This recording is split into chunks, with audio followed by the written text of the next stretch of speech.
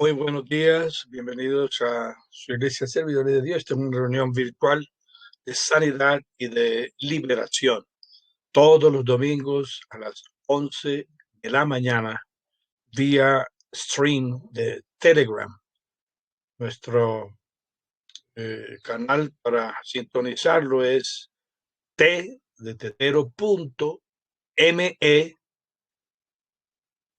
dash, no sé cómo se dice en español, bueno, dash eh, ser de Dios. Eso es todo. t.m/ser de Dios. Bienvenidos.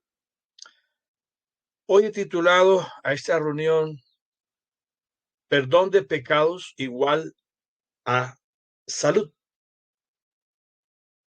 Dios tiene un orden perfecto para todas las cosas, porque Él, nuestro Dios, es un Dios de orden. Y la palabra de Dios lo ha establecido así. Por eso, cuando habla de sanidad, dice que los ancianos de la iglesia impongan el aceite, impongan las manos en el enfermo y la oración, si tiene pecados, le serán perdonados, dice. Y la oración de fe sanará al enfermo. Y el Salmo 103 también nos dice que el Señor, nuestro Dios, es el que perdona todas nuestras iniquidades y sana todas nuestras dolencias y nuestras enfermedades. Salmo 103, 3. De manera que eso es un orden ya establecido por Dios. Cuando está uno en pecado, lo más probable es que se estén atrayendo enfermedades por ese mismo pecado.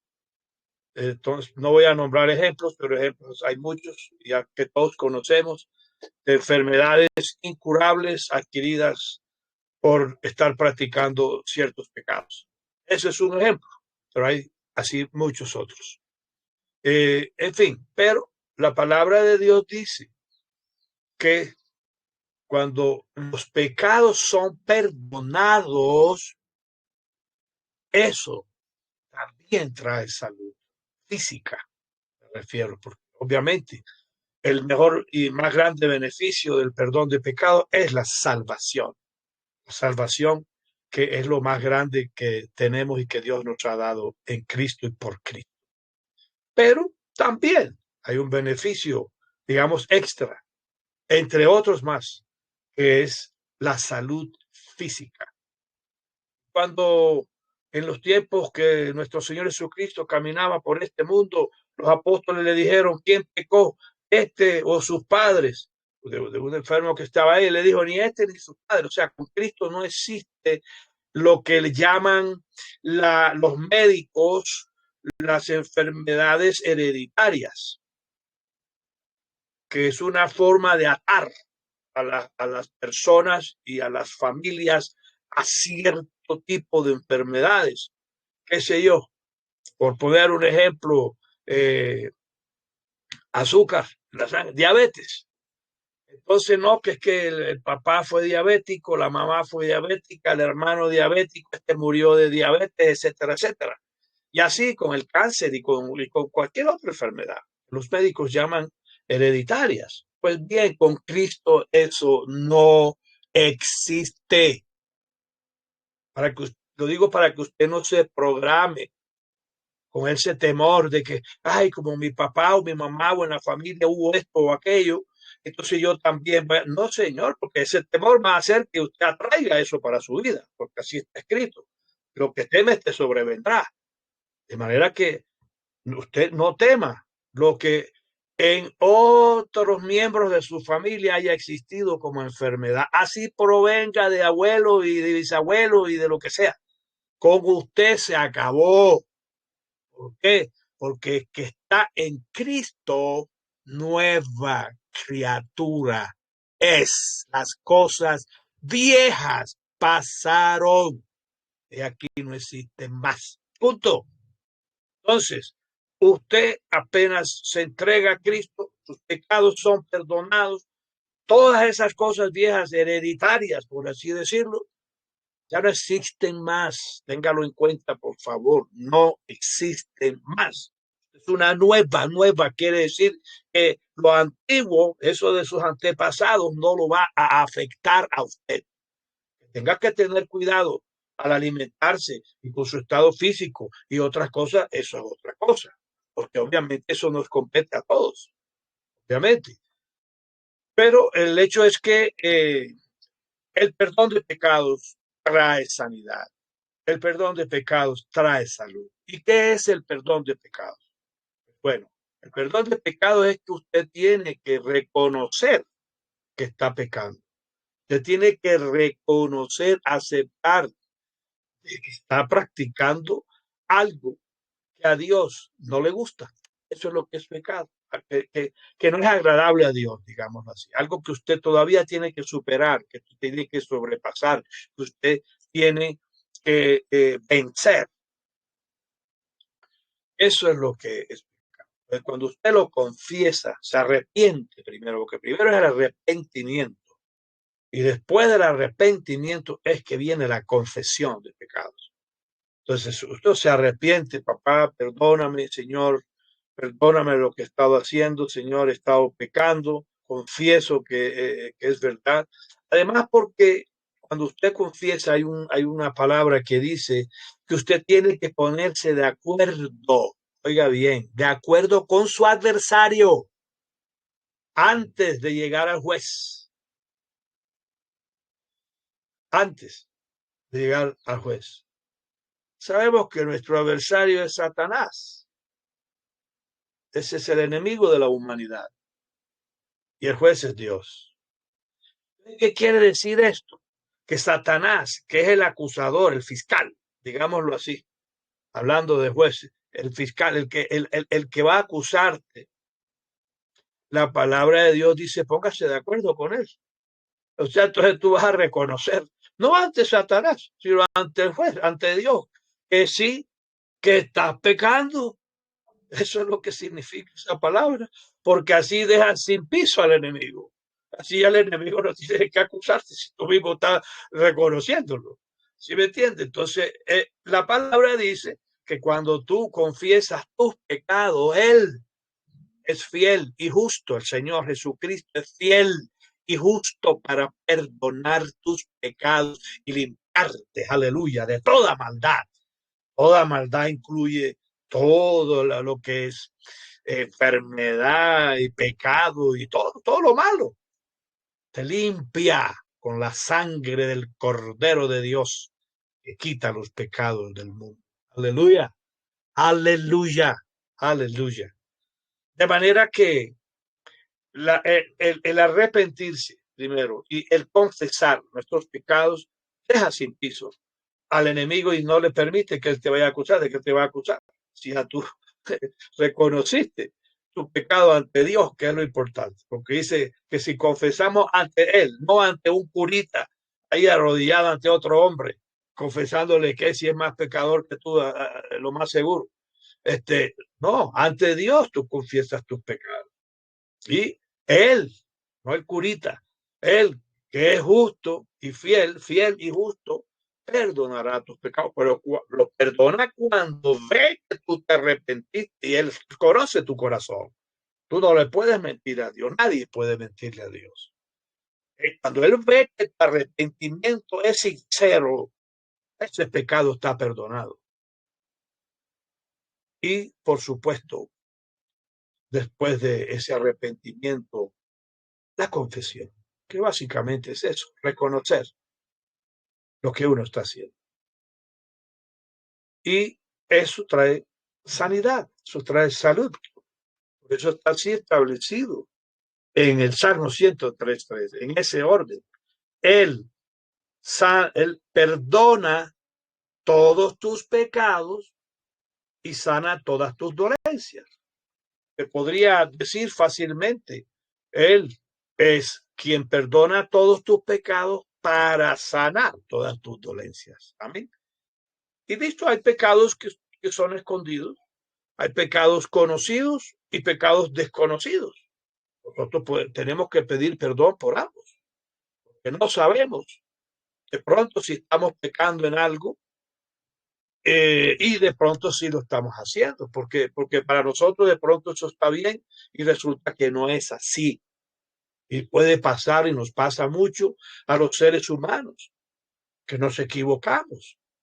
De manera que también hay que pedir perdón por los pecados conocidos y desconocidos, y también los conscientes e inconscientes.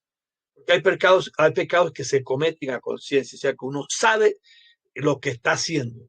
Eso es lo que se llama iniquidad, el pecado que se comete a conciencia, que la persona sabe que eso está mal, pero lo hace a conciencia de que está haciendo algo malo. Eso ya se llama iniquidad. Y aquí la palabra en Salmo 103:3 lo que dice es eso. Él perdona todas nuestras iniquidades para sanar todas nuestras dolencias.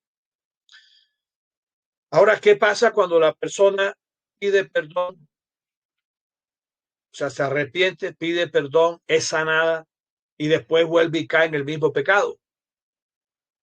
Pues bueno, yo creo que eso lo sabemos todos la respuesta. Lo más probable es que la enfermedad le regrese y aún en peores condiciones. De manera que, como he dicho siempre, las cosas de Dios sí hay que tenerlas en serio, hay que cogerlas en serio. No es una broma, no es un juego, no es algo para cogerlo a la ligera. Y el Señor nos da, Él nos guía, Él es nuestro pastor, Él nos muestra fácilmente y visiblemente, de una forma clara, el mal que estemos haciendo, precisamente para que nos apartemos de Él y entremos en el camino de la rectitud, porque así dice el Salmo 23, que Él, nuestro pastor, el Señor Jesucristo, nos guía por camino de rectitud. Pero la palabra ahí dice justicia, no es camino de justicia, es, es de rectitud, o sea, righteousness. The righteousness en inglés fue traducido como justicia en este salmo y no es justicia, es rectitud, que es lo que significa righteousness, rectitud. Y no son senderos de justicia, muchos senderos, no, es el camino, es uno solo, el camino que es el Señor Jesucristo. Digo, yo soy el camino, la verdad y la vida. Entonces, es un solo camino por el que Él nos guía, no por muchos, uno solo. Y Él es el que se camina, o sea, la palabra de Dios. Y Él nos guía por el camino de rectitud. Y dice, por amor a quien Él es. Amor es un hombre, dice, pero sabemos ya que Él que define Él como yo soy.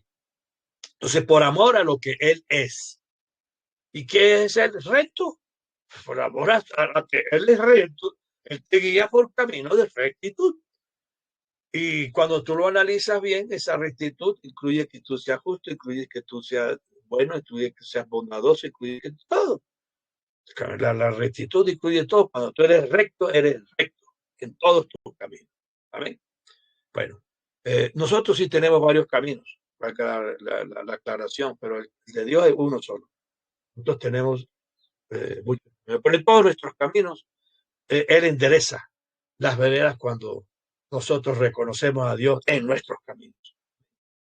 Bueno, entonces, no siendo más de esta explicación, vamos a proceder a la Santa Cena de una vez y de entrada. ¿Por qué?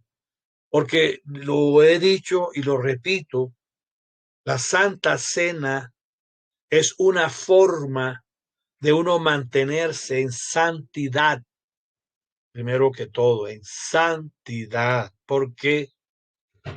Porque escrito está que el que bebe de la copa y come de ese pan indignamente está sometiéndose a sí mismo a enfermedades y también a muerte. Entonces tenemos que ser cuidadosos al celebrar la Santa Cena. O sea, no la podemos comer a la ligera y de cualquier manera, y tampoco si estamos practicando uno o más pecados. Entonces, sí es la Santa Cena una forma de mantenernos en santidad y también, por supuesto, en salud. Aleluya. Y fortalecidos, porque la palabra de Dios dice que cuando se come y se bebe indignamente, eso también debilita a las personas. Y la debilita quiere decir que está la persona expuesta al pecado, expuesta a las tentaciones, expuesta a lo que el mundo le pueda ofrecer en un momento dado a través de los ojos, a través de la carne o a través de la vanagloria de esta vida. De manera que también nos fortalece a nivel espiritual el que reconozcamos en el momento de la Santa Cena lo que verdaderamente estamos celebrando, el sacrificio de Cristo como Cordero de Dios, Verbo de Dios, como Cordero en la cruz, para precisamente perdonar nuestros pecados, traer a nosotros bendición, salud, prosperidad, éxito, victoria, todo lo bueno, bendiciones limitadas, bendiciones sin fin. Eso es lo que es y atrae y trae la Santa Cena. De manera que vamos a empezar. Está así la palabra de Dios en Primera de Corintios 11, 27, 32.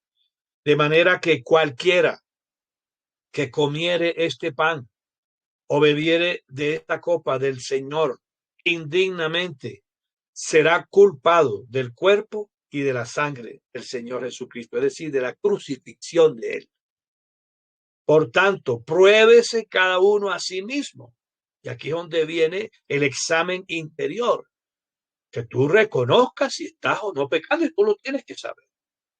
Pruébese cada uno a sí mismo, dice la palabra, y coma así del pan y beba de la copa. Es decir, después que tú te has examinado a ti mismo y estás consciente de que estás haciendo algo mal, y lo reconoces, te arrepientes y lo confiesas, entonces ahí sí puedes venir a comer del pan y beber de la copa. Porque dice, el que come y bebe indignamente sin discernir el cuerpo del Señor, juicio come y bebe para sí. Es decir, juicio en el sentido de que vas a ser hallado culpable, porque precisamente no va a haber un cambio en tu vida. A comer el pan y a beber la copa como si fuera cualquier otro acto de comida o de bebida, pero que no te va a cambiar, que no te va a enderezar el camino torcido por el que estás andando. Entonces, por supuesto, que esperas un juicio condenatorio. Dice, y por lo cual hay muchos enfermos, o sea, porque beben y comen indignamente sin discernir el cuerpo del Señor. Dice, hay muchos enfermos por eso.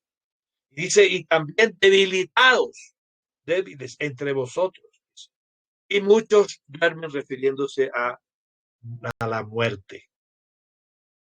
Y dice, sí, pues nos examinásemos a nosotros mismos, y yo me incluyo ahí mismo porque esto es para todos, obviamente, para todos, no seríamos juzgados si nos examinásemos nosotros mismos, no seríamos juzgados.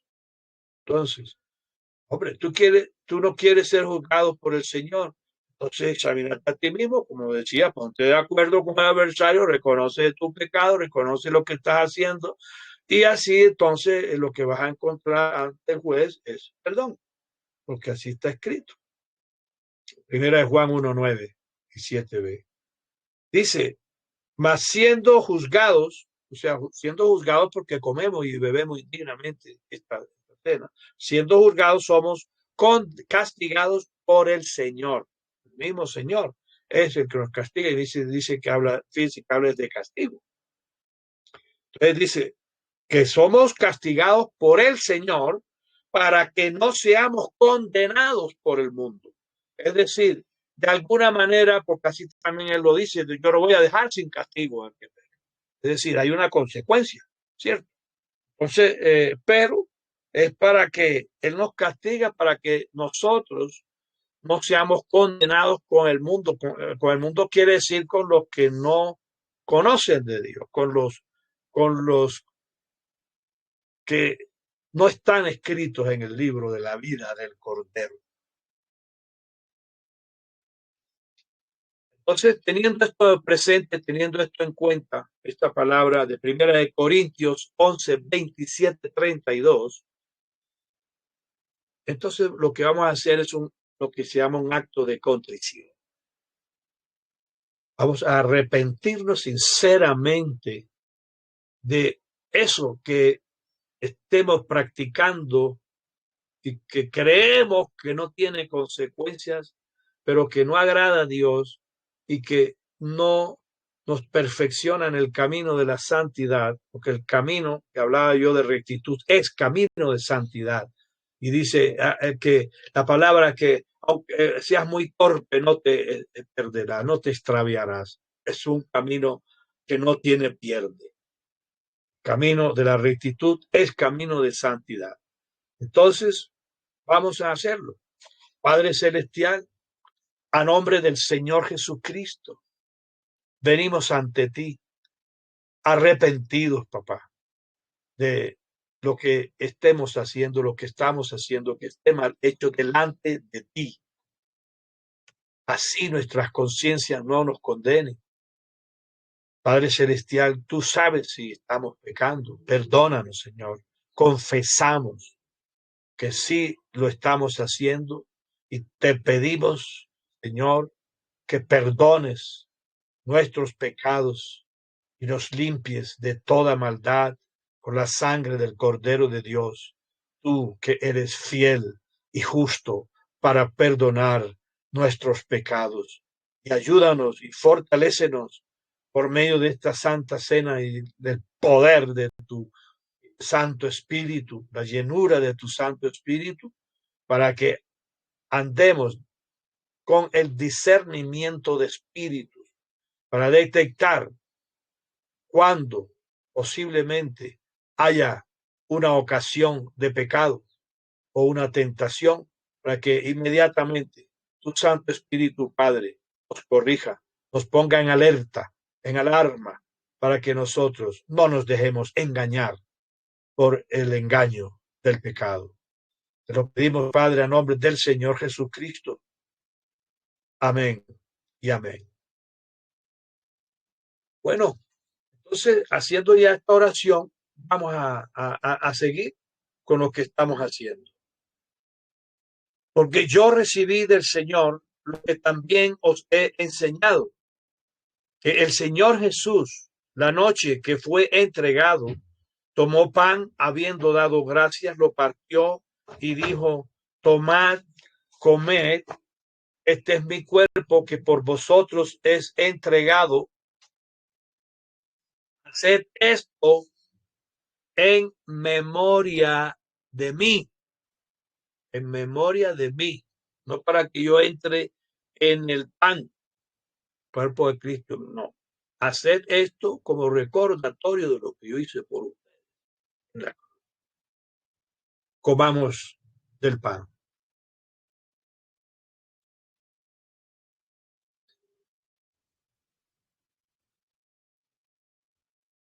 Gracias, Padre.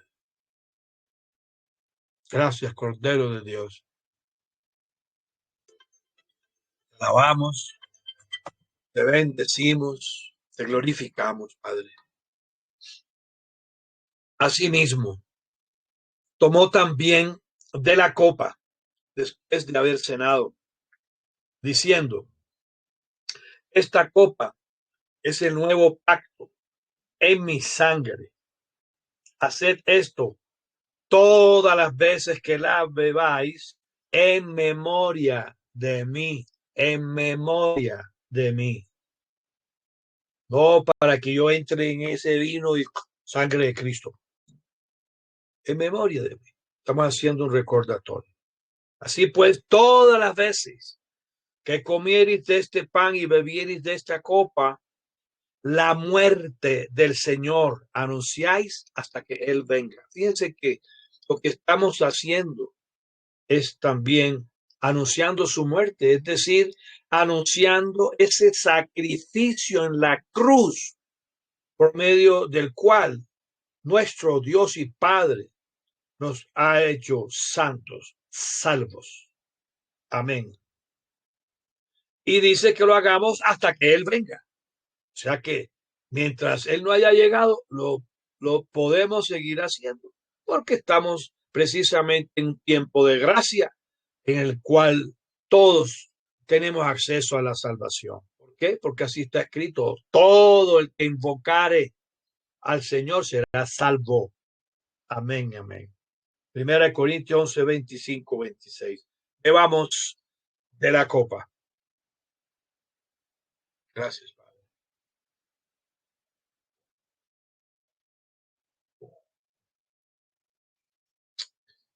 Empiece la sanidad, el perdón de pecados y esta celebración. Gracias a nuestro Dios y Padre, que Él es bueno, grande y eterna es su misericordia. Fidelidad es para siempre y su amor eterno. Aleluya, aleluya. Nos despedimos con una canción. Este es el día que hizo el Señor, que hizo el Señor. Día de alegría y de gozo, y de gozo. Este es el día que hizo el Señor, día de alegría y de gozo. Este es el día que hizo el Señor. Yeshua Dios, tú hiciste el cielo y la tierra con tu gran poder. Yeshua Dios, tú hiciste el cielo y la tierra con tu gran poder. Nada es imposible para ti. Nada es imposible para ti. Majestuoso Dios, consejero y lleno de poder. Nada es imposible. Nada es imposible para ti. Oramos a nombre del Señor Jesucristo por todos los enfermos y enfermas de esta hora, para que sean sanados por la llaga de Cristo. A nombre del Señor Jesucristo. Amén y amén. Asimismo, oramos por aquellas personas que están esclavizadas por los demonios, sea por brujería, hechicería o porque ellos mismos los hayan atraído a sus vidas, para que a nombre del Señor Jesucristo sean también liberados de estos demonios y los echamos fuera a nombre del Señor Jesucristo, a la cruz de Cristo. Me quedaron clavados por Cristo, como está escrito en Colosenses 2, 14, 15. Amén y amén. Dios les guarde, Dios les bendiga. Amén y amén.